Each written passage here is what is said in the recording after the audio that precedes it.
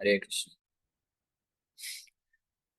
तो आप सभी भक्तों का हार्दिक स्वागत है आज के प्रातःकालीन श्रीमद् भागवतम के डिस्कशन में। तो आज हम लोग चर्चा करेंगे first canto second chapter and verse number 34। तो हमने 33 नंबर श्लोक तक चर्चा किया था। किस प्रकार से भगवान हर जीवात्माओं के हृदय में उपस्थित होकर के उनको प्रेरणा देते हैं, जैसे जिसकी इच्छा होती है उस हिसाब से उसको प्रेरित करके संसार में भौतिक सुख प्रदान करने के लिए मदद करते हैं। और फिर जैसे ही कोई जीवात्मा इस इच्छा को विकसित कर लेता है कि वो भगवान का सेवा में लगना चाहता है, भगवान को प्राप्त करना चाहता है और उनका दर्शन प्राप्त करना चाहता है, तो ऐसी इच्छा रखने वाले फिर जीवात्मा को भगवान बुद्धि योग प्रदान करते हैं। ददामि बुद्धि योगम तम ये माम उपयांति ते।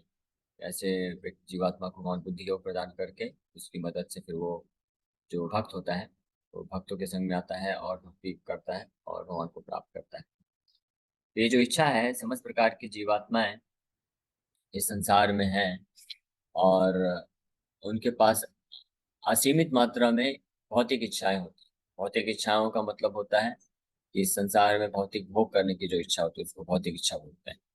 अब भगवान ऐसे करोड़ों करोड़ों जन्मों से इन जीवात्माओं को मदद करते हैं, उनको बुद्धि बल शक्ति और हर प्रकार के संसाधन उपलब्ध कराते हैं ताकि वो अपना एक कर सके, अपनी भौतिक इच्छाओं की पूर्ति कर सके। लेकिन अगर भगवान के प्रति जो इच्छा है, भक्ति की जो इच्छा है, भगवान की सेवा करने की इच्छा है, वो लालसा उत्पन्न हो जाए तो भगवान उसको और ज्यादा तत्पर होकर के बुद्धि योग प्रदान करते हैं। तो प्रश्न ये उठता है कि ये जो इच्छा है हमारे इस संसार के जीवात्माओं के हृदय में तो असीमित इच्छा है भोग करने की, भगवान को प्राप्त करने की, भक्ति करने की इच्छा कैसे उत्पन्न होती है? ये आपके लिए प्रश्न है। यस, आप मुझसे जो भी इसका उत्तर दे सकते हैं हाथ ऊपर करिए। हरे कृष्ण। म्यूट कर, अनम्यूट करके आनंद बिन शरण जी। सत्संग जी, बिन सत्संग विवेक न होई, राम कृपा कछु दुर्लभ होई। हाँ, तो गोस्वामी जी भी लिखते हैं रामचरितमानस में, और हमने रूप गोस्वामी का यह श्लोक भक्ति रसामृत सिंधु से कोट करके भी चर्चा किया था कि कृष्ण भक्ति रस भाविता मति कुतो अपि यत्र लभ्यते।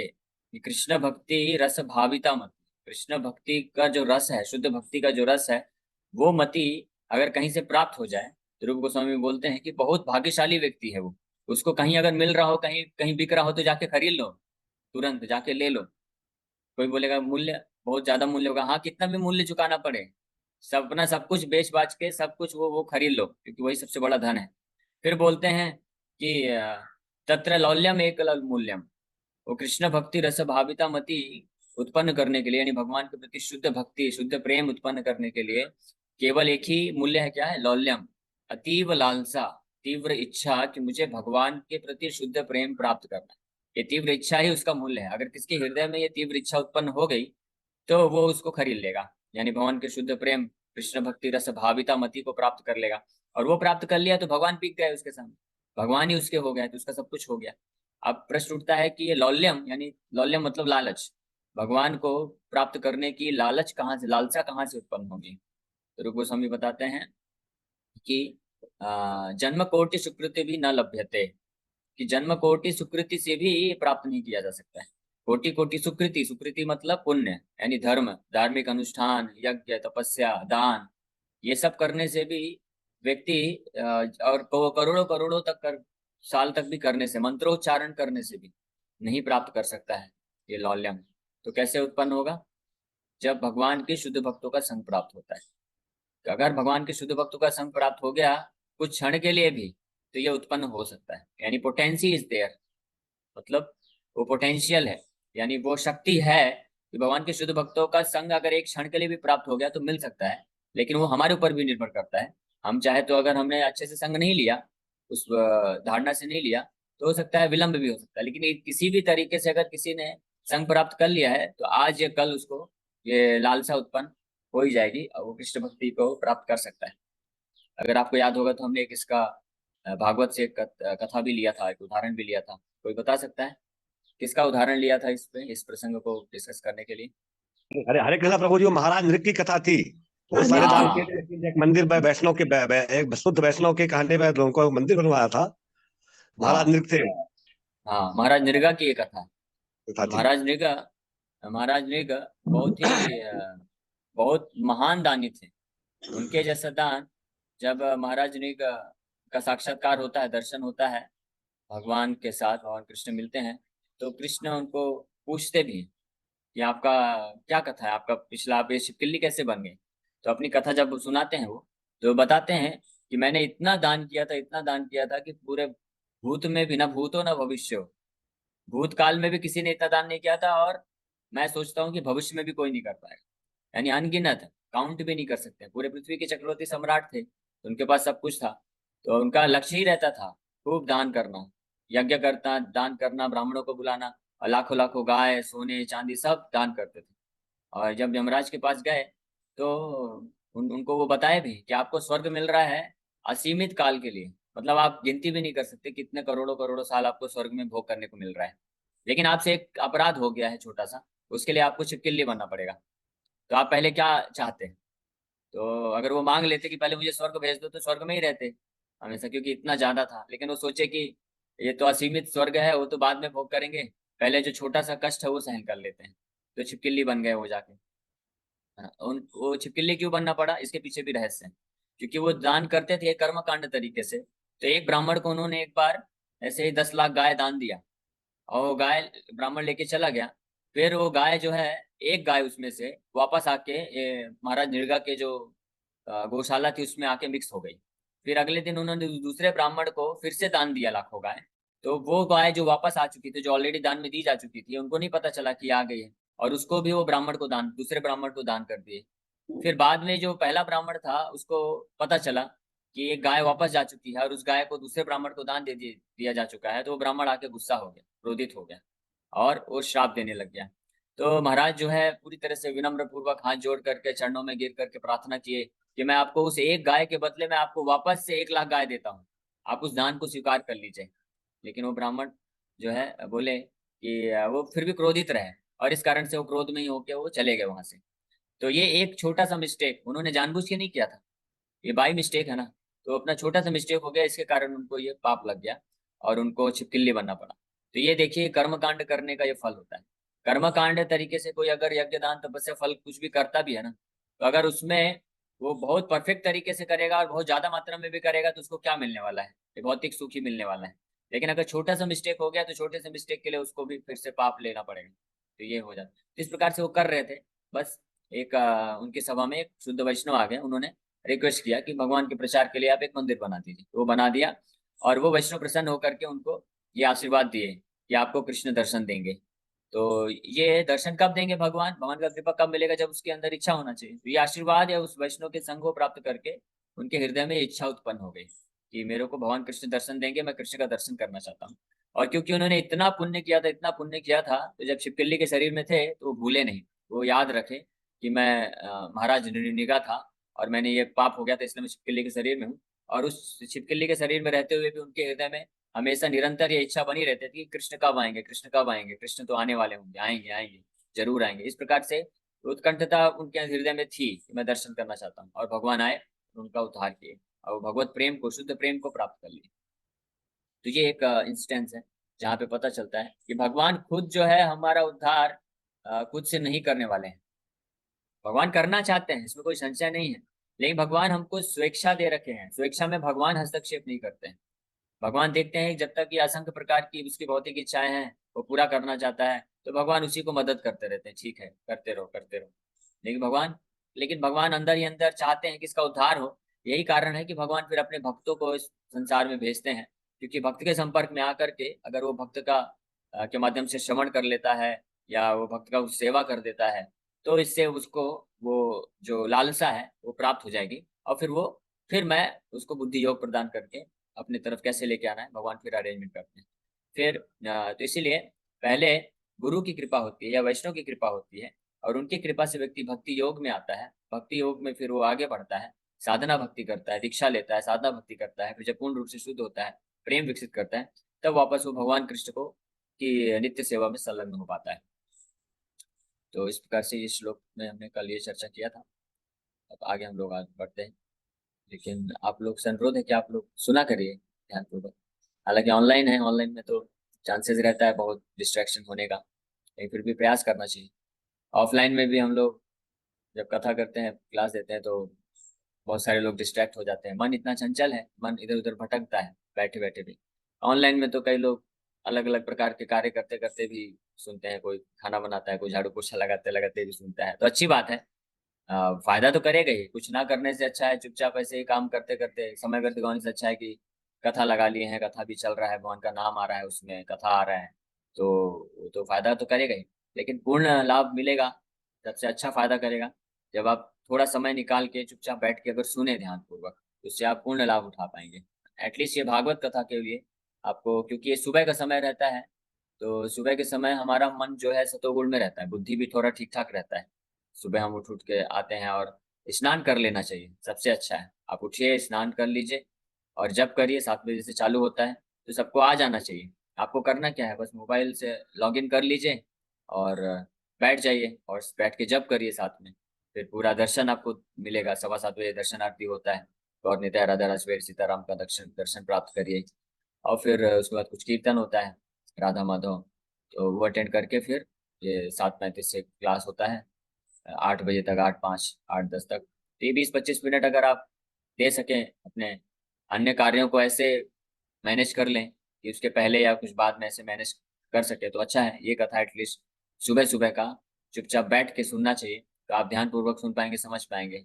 बाकी जो कथा है ठीक है, गौर कथा है और राम कथा है, गीता है, तो उसमें आप अलग अलग कार्यों में व्यस्त रहते हैं, तो कार्य करते करते भी करिए। फिर चारों कथा तो इतना समय नहीं निकाल सकते हैं, लेकिन कम से कम ये जो कथा है आधे घंटे का, इसमें भी प्रयास करें कि 20 से 25 मिनट एटलीस्ट और कुछ कार्य ना करें, चुपचाप बैठ के सुने। तो ये अगर आप करेंगे तो आपके सारे कार्य भी होंगे, भगवान सब कुछ आपके लिए हेल्प करेंगे मैनेज करने में, कैसे करना है। तो सुनना चाहिए ध्यान पूर्वक। तो जैसे आप अभी श्लोक देख पा रहे हैं, ये पहले स्कंद का दूसरे अध्याय का 34 नंबर श्लोक है। हम लोग अभी पहला स्कंद ही कर रहे हैं, उसका दूसरा अध्याय ये भी चल रहा है, ये 34 नंबर श्लोक है। तो इसमें कितना अच्छा है, संस्कृत में भी श्लोक लिखा है, फिर इंग्लिश में भी उसका है, और फिर उसका ट्रांसलेशन, अनुवाद और तात्पर्य पढ़ के, और एक एक श्लोक के शब्दों का व्याख्या करते हुए हम चर्चा कर रहे हैं। तो ये प्रभुपाद जी की कृपा है कि प्रभुपाद जी ने संस्कृत के श्लोकों का व्याख्या के साथ दिया है। एक एक देखिए आप, ये भवत भवत एष सत्वेन, तो भव यति मेंटेन्स एष ऑल दी सत्वेन in the mode of goodness. तो कितना बढ़िया ढंग से प्रभुपाद जी एक एक शब्दों का अर्थ बताते हुए कितना मेहनत करके दिए हैं, ताकि हम लोग संस्कृत को भी सीख सकें। संस्कृत के एक एक शब्दों को अर्थ जानते हुए जब हम श्लोक समझेंगे, तो हम ज्यादा गहराई से समझ सकते हैं, उसमें अच्छे से भावार्थ को जान सकते हैं, समझ सकते हैं। तो इसलिए प्रयास करना चाहिए सब लोग ध्यानपूर्वक। तो अभी नेक्स्ट श्लोक जाने से पहले मेरे ख्याल से अभी टाइम हो रहा है, तो क्वेश्चन आंसर हम लोग अभी ले लेते हैं, कल से अगला श्लोक चालू करेंगे, 34 नंबर श्लोक। तो किसी भक्त का कोई प्रश्न है तो पूछ सकते हैं। ये संकेता मतलब। हरे कृष्ण प्रभु जी। एक प्रश्न है, मतलब ये थोड़ा कॉमन है, लेकिन ये है कि जैसे कोई सीनियर है हमसे, मतलब घर में माता जी हैं, प्रभु जी हैं, इस तरह से जो इस्कॉन में जुड़े हैं काफी दिनों से, पर अगर वो कुछ ऐसी बात करते हैं घर के, मतलब रिलेटिव्स में है, कि जो पॉजिटिव की जगह हमें थोड़ा डिमोटिवेट करती है, तो फिर उस चीज को कैसे लेना चाहिए हमें, और भक्ति में कैसे आगे बढ़ना उसको लेकर। हरे कृष्ण।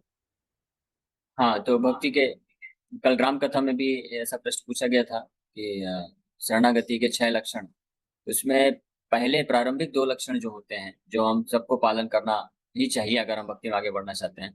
अनुकूल से संकल्प, प्रतिकूल से वर्जन। जो हमारे भक्ति में आगे बढ़ने के लिए फेवरेबल है उसको स्वीकार करना चाहिए, जो फेवरेबल नहीं है उसको स्वीकार नहीं करना चाहिए।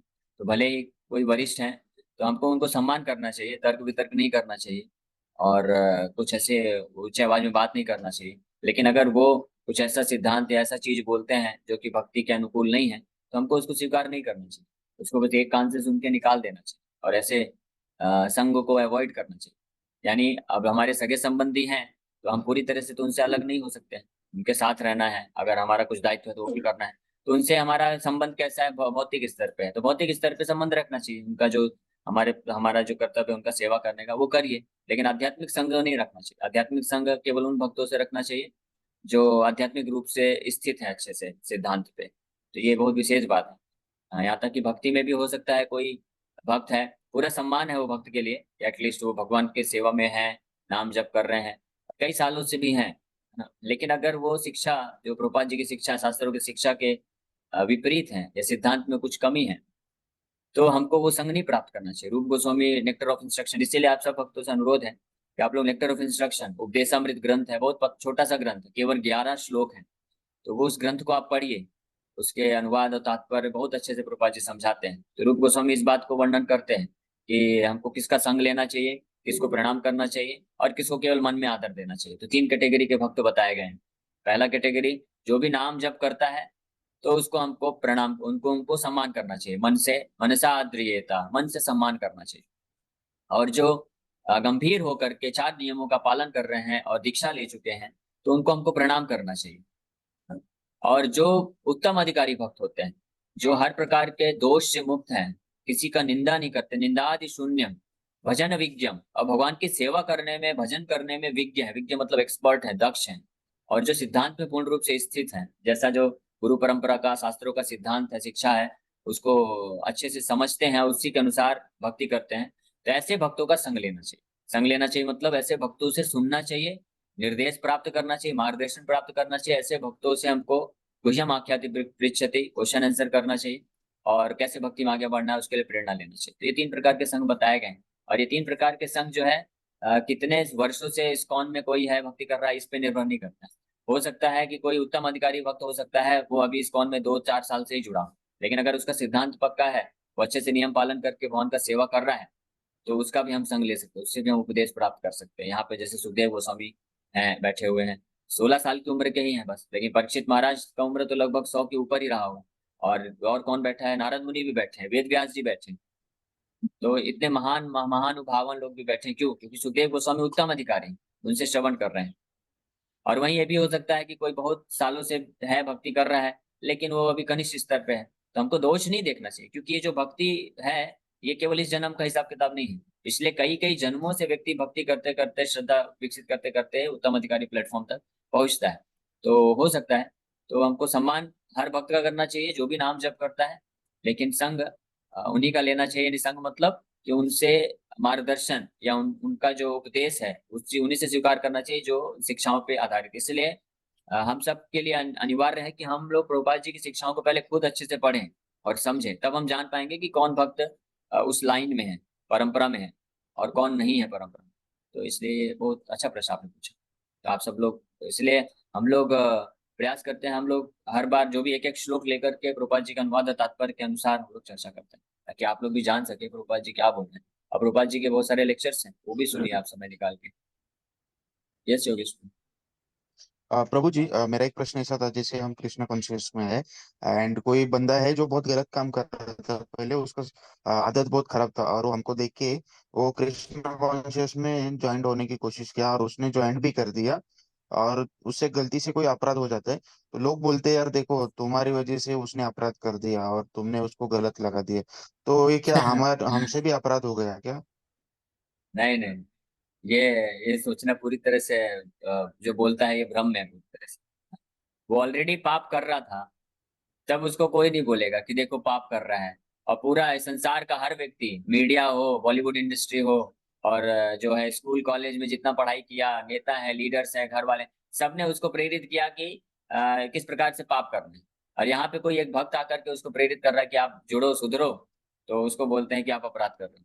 तो आप टेंशन मत लो, आप पूरी तरह से उसको प्रेरित करिए। आपका उद्देश्य रहना चाहिए कि उसको कैसे बचाना है, तो आप प्रेरित करिए, वापस से जोड़िए, क्योंकि वो पहले बहुत सारे पाप में लगा हुआ था, तो इसलिए भक्ति में आने के बाद भी जो पूर्व संस्कार रहते हैं बार बार खींचते हैं, तो वो बार बार गिर जाता है। लेकिन आपका कार्य बार बार उसको उठाना और उसको प्रेरित करना कि आप जुड़ो, और ऐसे जब करेगा वो, कुछ समय में वो फिर धीरे धीरे स्थित हो जाएगा भक्ति पथ में। ठीक है, तो आपको कोई अपराध नहीं लगेगा, आप बल्कि भगवान आपसे प्रसन्न होंगे और उसका भी कल्याण होगा। उसको भी समझाइए।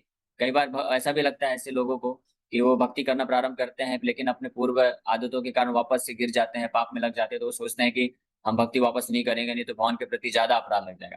नहीं नहीं, अपराध नहीं लगेगा। आप श्रद्धा पूर्वक और सिंसियर गंभीरता के साथ भक्ति करिए, भगवान के नाम का जप करिए, धीरे धीरे हृदय शुद्ध होगा और आप अपने आप को बचा पाएंगे।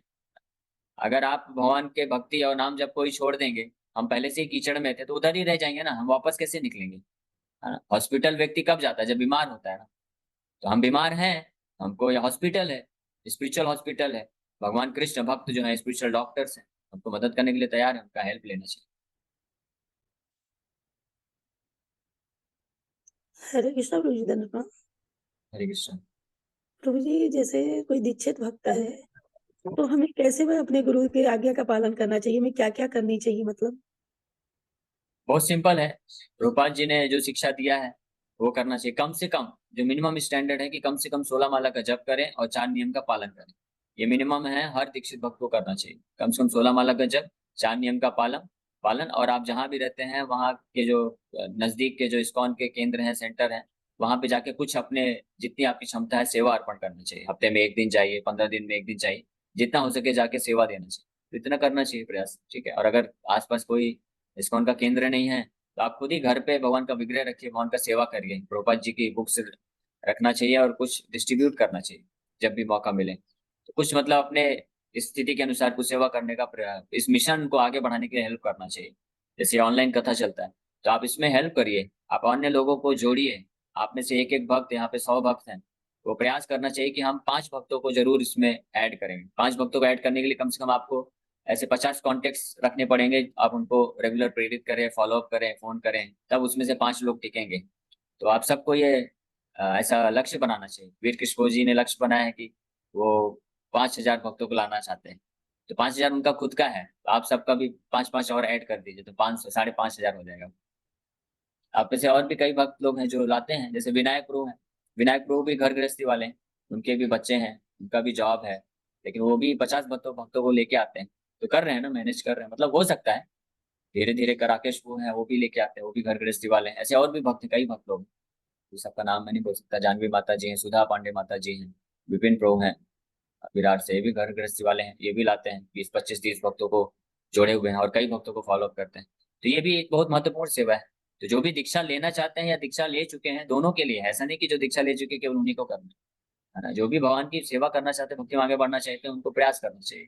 और ये मान के चलिए कि संसार में लोग जो है विमुख हैं, उनको इच्छा नहीं रहेगी भक्ति करने के लिए, हमको उनको प्रेरित करना चाहिए। और कई बार ऐसे आपको मिलेंगे भी इच्छा रखने वाले, लेकिन कलयुग है ना, कलयुग में लोग भूल जाते हैं, तो हमको बार बार उनको रिमाइंड कराना पड़ेगा, फोन करना पड़ेगा।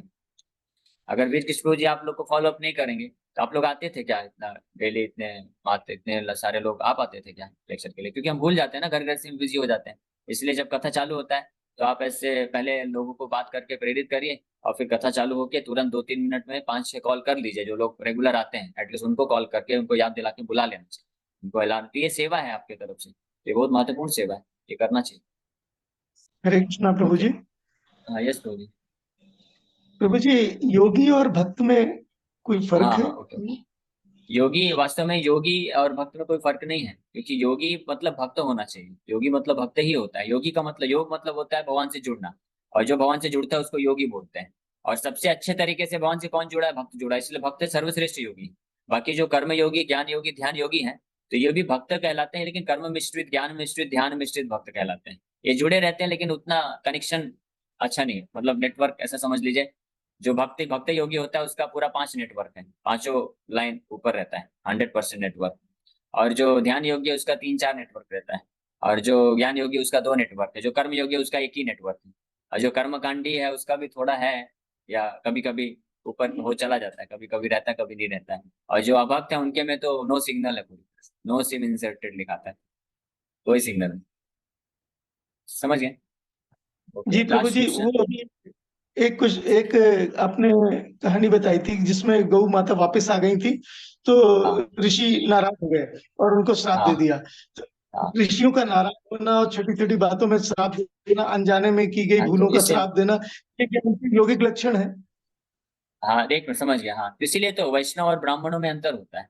जो ब्राह्मण होते हैं वो लोग वो क्रोधित हो जाते हैं, श्राप दे देते हैं। जरूरी नहीं कि वो पर्सनल के कारण क्रोधित हो, क्योंकि वैष्णव लोग, हम प्योर ब्राह्मण की बात कर रहे हैं, तो जो प्योर ब्राह्मण कल्चर को फॉलो करते हैं तो वो देखते हैं क्षत्रिय का कुछ धर्म है, तो उनको शिक्षा के लिए वो लोग क्रोध करते हैं। लेकिन वैष्णव होते हैं वो परम दयालु होते हैं, तो वो लोग कभी क्रोध नहीं करते। और अगर कोई वैष्णव कभी क्रोध करके कष्ट देते भी हैं तो उसमें भी उस भक्त, उस व्यक्ति को उद्धार करने के लिए देते। जैसे नारद मुनि ने भी नल कुबेर मणिग्रीव को शाप दिए, तो उसके पीछे उनका उद्धार ही हुआ।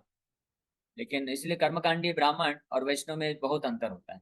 भले ही देखने में लगते हैं दोनों ही भगवान का पूजा कर रहे हैं, मंत्रोच्चारण कर रहे हैं, लेकिन कर्मकांडी ब्राह्मणों का जब अपना खुद का जो भौतिक सुख नहीं मिल पाता है, जो इच्छा पूर्ति नहीं होती है, तो वो क्रोधित हो जाता है। लेकिन वैष्णव कभी अपनी इच्छा के लिए करते नहीं, भगवान की सेवा के लिए करते हैं, इसलिए वो कभी क्रोधित नहीं होते।